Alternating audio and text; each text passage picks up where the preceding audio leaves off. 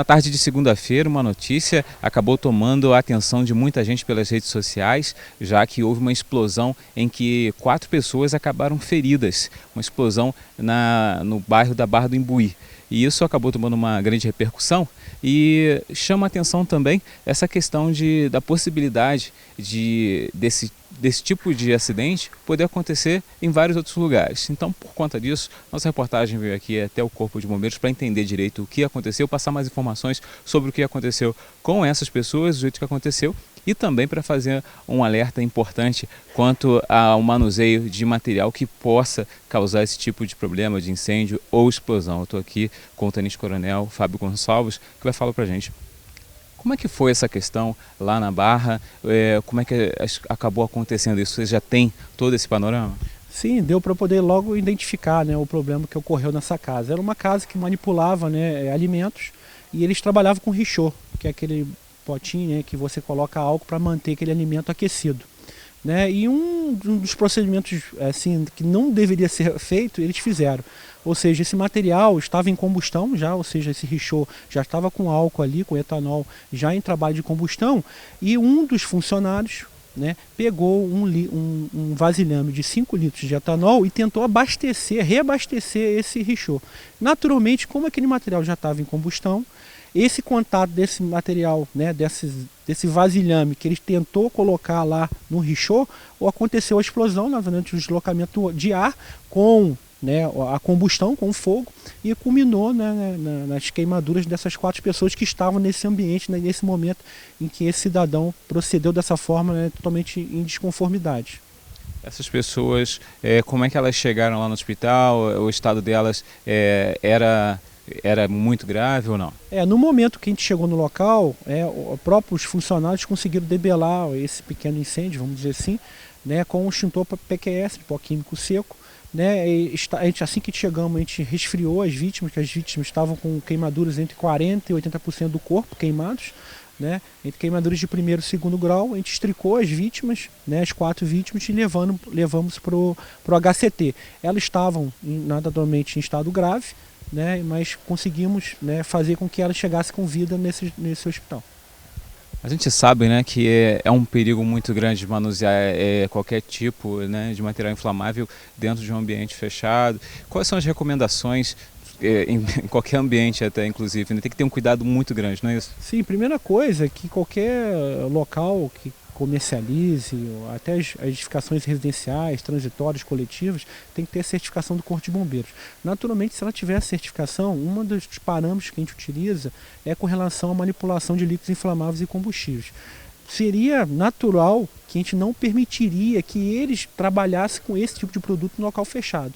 Né? Naturalmente, que os ambientes que têm essa certificação do Corpo de Bombeiros para trabalharem com esses líquidos inflamáveis e combustíveis, existe uma série de exigências, como acondicionar, como que seriam os procedimentos de manipulação desses líquidos inflamáveis e combustíveis, tem que ter um dique de contenção caso ocorra algum tipo de vazamento, como saber manusear, quando acontecer algum tipo de acidente, como essas pessoas poderão proceder, que a gente chama de um plano de escape, plano de emergência, plano de contingência e assim por diante. Então as pessoas têm que ter muito cuidado com essa manipulação desses líquidos inflamáveis e combustíveis. As pessoas costumam muito comprar, às vezes, em volumes grandes e acondicionar dentro das suas residências. Isso é extremamente perigoso, principalmente o etanol. Né? O etanol tem um ponto de fulgor muito baixo, ou seja, ele é muito inflamável. É um pouquinho diferente do diesel. O diesel é um líquido mais combustível, ou seja, ele tem uma maior dificuldade para liberar os gases que vão entrar em combustão do que o etanol, do que o éter, por exemplo, e assim por diante. É importante, então, que as pessoas que utilizem esse tipo de material ou esse tipo de trabalho se conscientizem, né, para poder fazer uma modificação ou procure orientação dos bombeiros. Vocês estão aí para até prestar orientação para que eles possam agir da melhor forma. Né? Sim, procure o Corpo de Bombeiros, que naturalmente o Corpo de Bombeiros existe uma legislação de segurança contra incêndio e pânico que emana quais empresas que podem manipular, como elas devem manipular esses líquidos inflamáveis e como deve proceder em caso de emergência em situações adversas.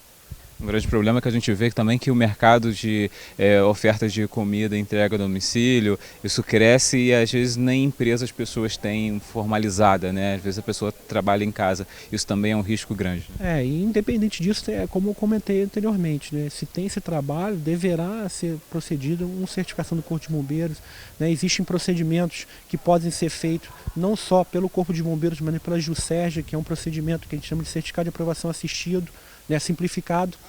Então, e naturalmente, quando a pessoa segue esses parâmetros, naturalmente vai estar promovendo uma segurança contra incêndio e pânico para aquele ambiente e naturalmente para aquelas pessoas, né, evitando um mal maior para elas mesmas.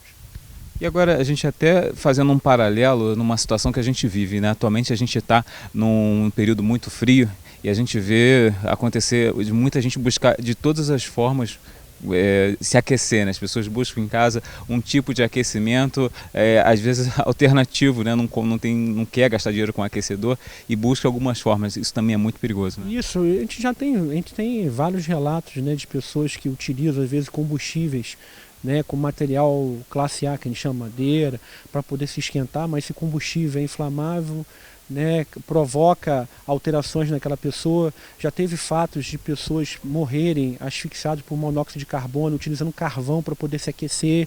Às vezes utiliza um sistema de gás canalizado, ou até por central de gás, que tem aquele aparelho que faz aquecimento da casa em geral, que às vezes aquele aparelho não está instalado de forma adequada, não existe uma ventilação, né, caso ocorra algum tipo de escapamento de gás, o gás naturalmente vai ficar confinado naquele local e as pessoas morrem asfixiadas, né? Então, todos esses parâmetros devem ser seguidos. Existem normas que prescrevem como deve ser seguido esses parâmetros de segurança. Procurar o Corpo de Bombeiro, né, naturalmente, qualquer tipo de dúvida e certificar o seu comércio, sua residência, assim por diante.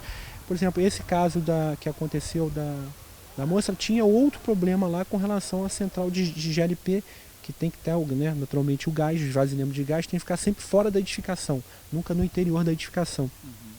E o gás estava no interior da edificação, ou seja, seria um outro problema que poderia acontecer um mal maior ainda, porque essa combustão que aconteceu, essa explosão, poderia, né, naturalmente atingir esse vasilhame e acontecer uma explosão ainda maior, né, e dano maior ainda, não só para aquelas pessoas, mas para a própria propriedade e adjacentes também, né? Tá aí então feito o alerta do Corpo de Bombeiros para você, que não improvisar, não fazer da sua segurança aí, deixar a sua segurança em segundo plano. Não utilize nenhum método alternativo, procure sempre o Corpo de Bombeiros para receber as melhores orientações de como lidar com material inflamável ou qualquer outro tipo de material que possa gerar esse tipo de problema.